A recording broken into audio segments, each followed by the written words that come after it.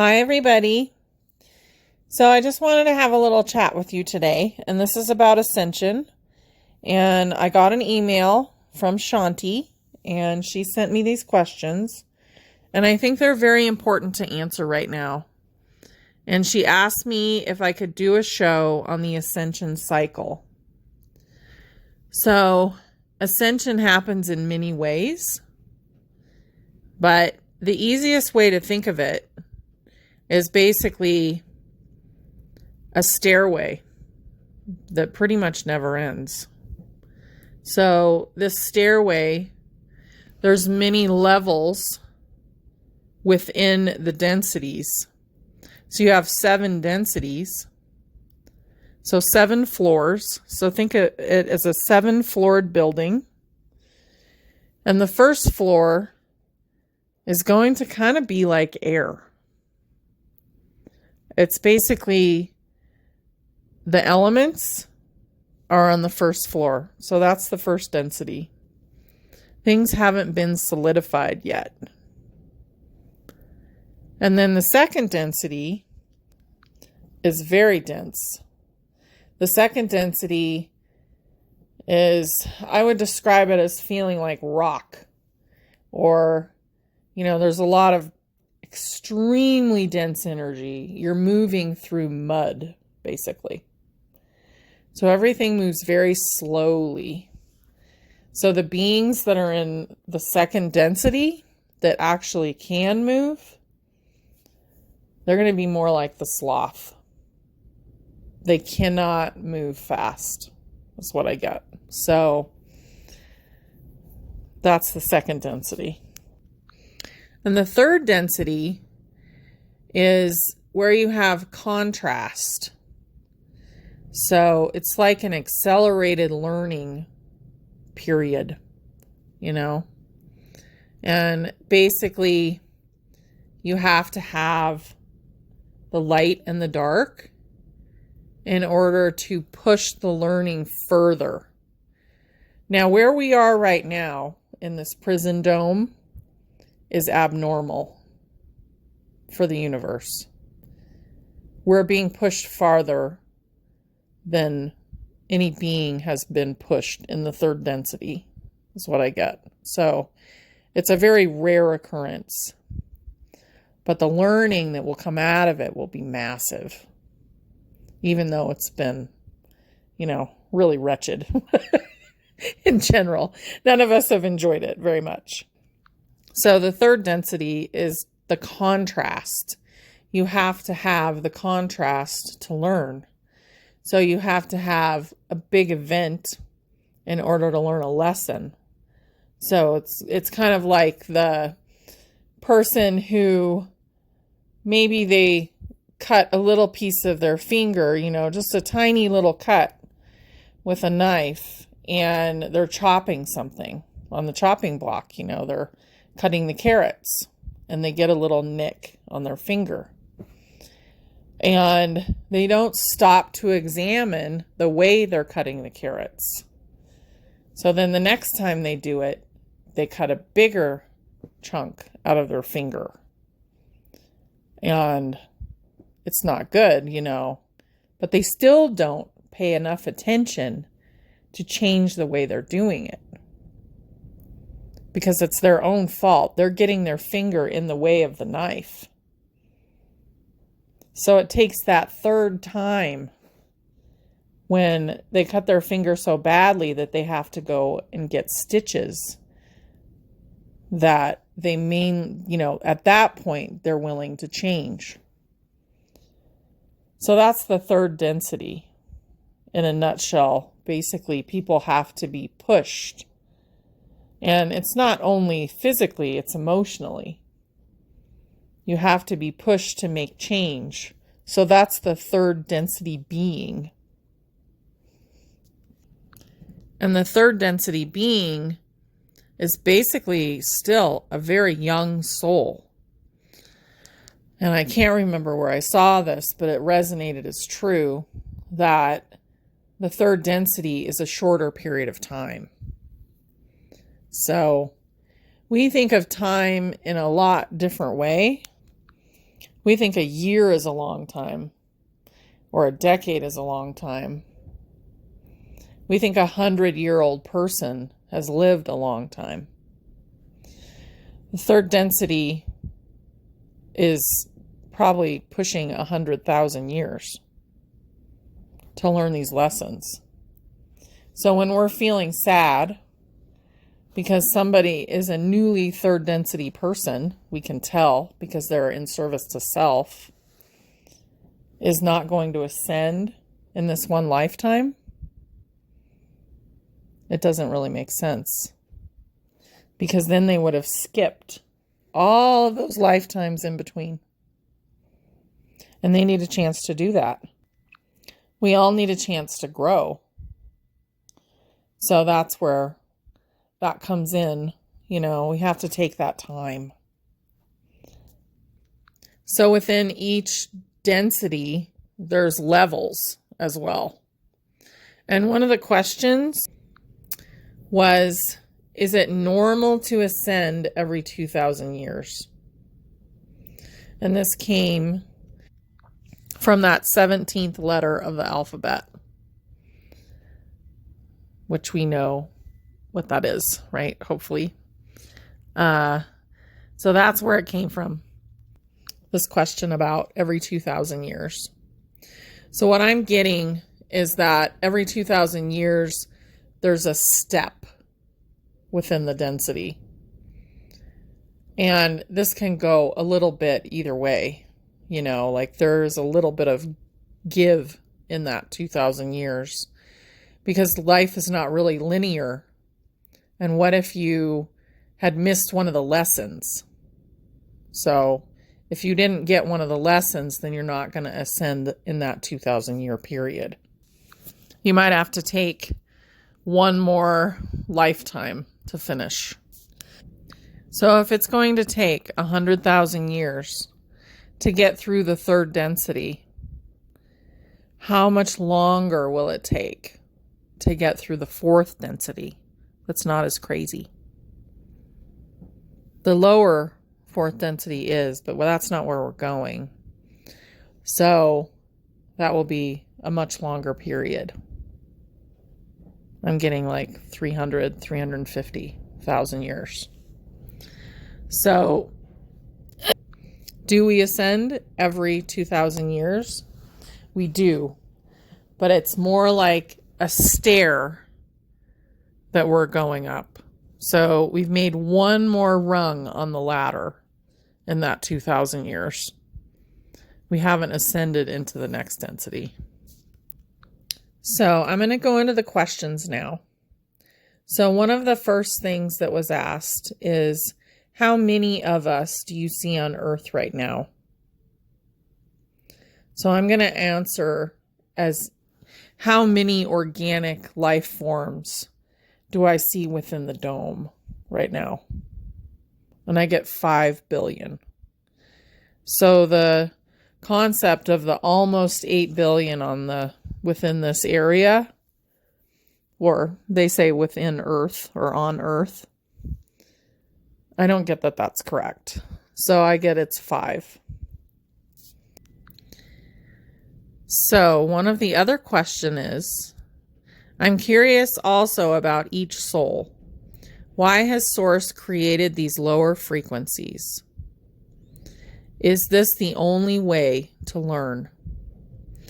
So these lower frequencies are for learning, but the first two are more for creation. So there is learning going on in the second density, but it's not fast. And I think it's more basic. So it doesn't go into extremely high consciousness, which someone in third density can get to a very high consciousness. They have that ability. They just don't know it. Do we just go back to Source at Ascension? Is the next question. And normally, yes, we would all go back to Source. This is going to be an enormous exception to that rule. And it's been prophesized for a very long time.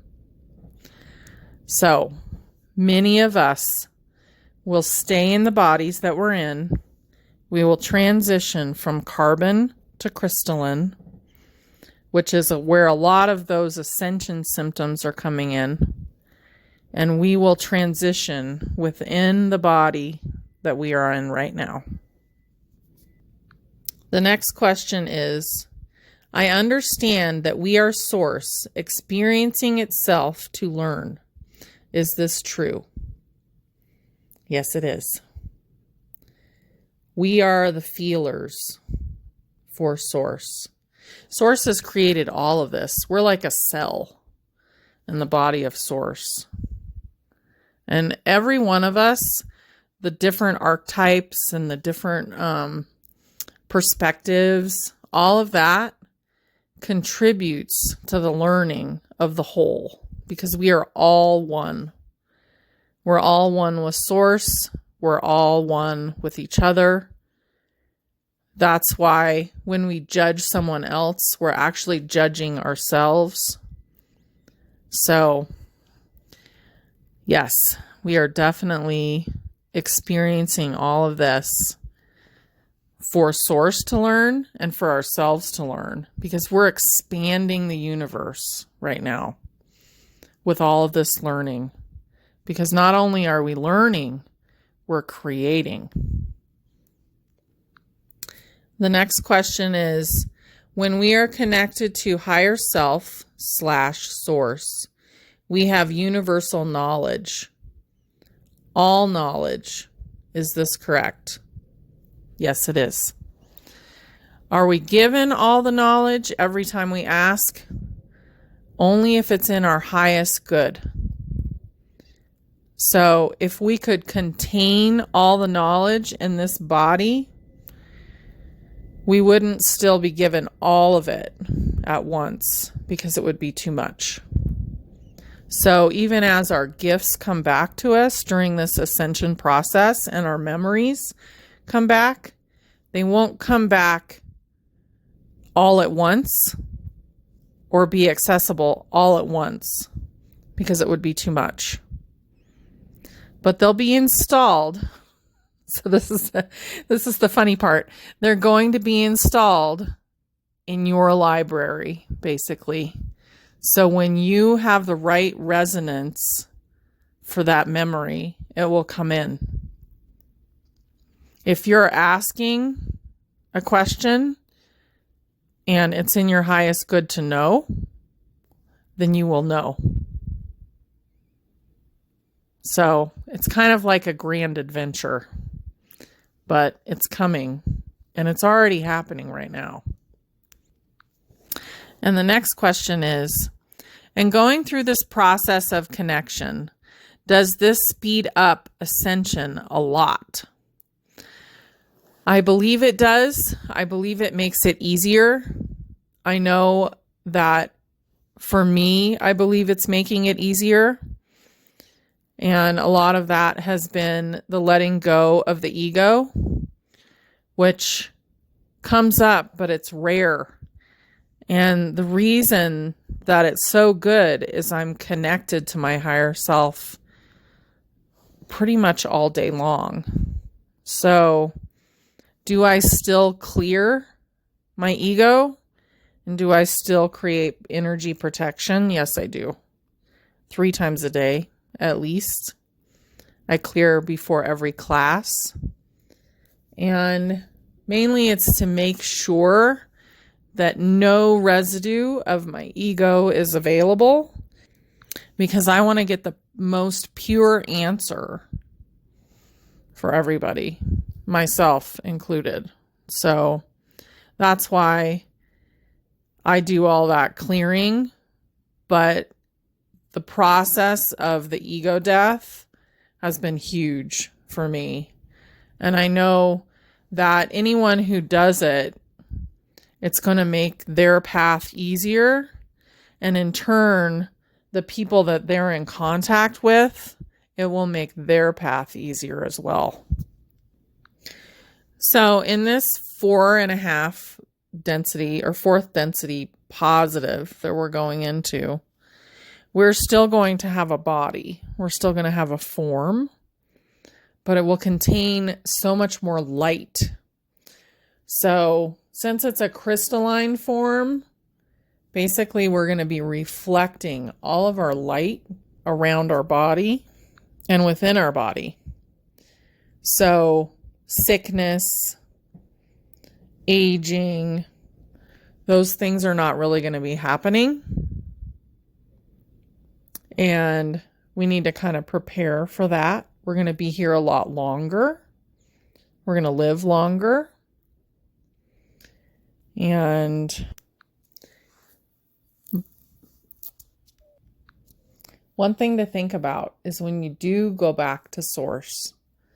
So when you do go away from your body, which is not this process that we're going through right now, but if you did decide to go right now, you would go back to source. And if it was time to ascend, you would, and you'd come back in a complete body. So all your DNA would be active. You would be crystalline. And that's what we're doing, but we're doing it right now in our body. And that's why it's more complicated. It's taking a long time. And it feels kind of tough, right? We have all of that stuff that we've built up during our carbon body lifetime. Not just the toxins, but also the feelings and the miscommunications and the subconscious blocks and all of that stuff, right? And all of that needs to be worked through while we ascend. Because not only is our body ascending, our consciousness is ascending. So we want to be as clear as possible. And we want to forgive ourselves and forgive others for things that have happened, because we came in with a soul contract and we chose those things to happen. So basically, working on ourselves, following our guidance, and just taking care of each other with kindness. Those are the things that are going to bring us through this ascension with more ease.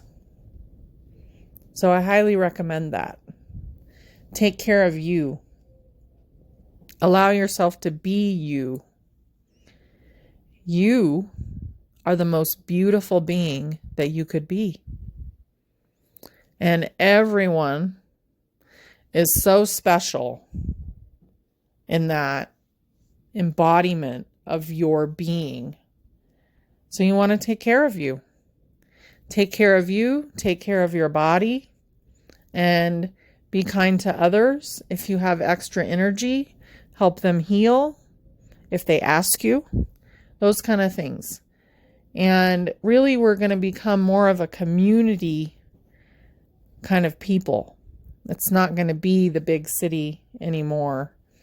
We're going to gather up and we're going to find our tribes, and we're going to be communities that are a little smaller and a little more self-sustainable, a lot more.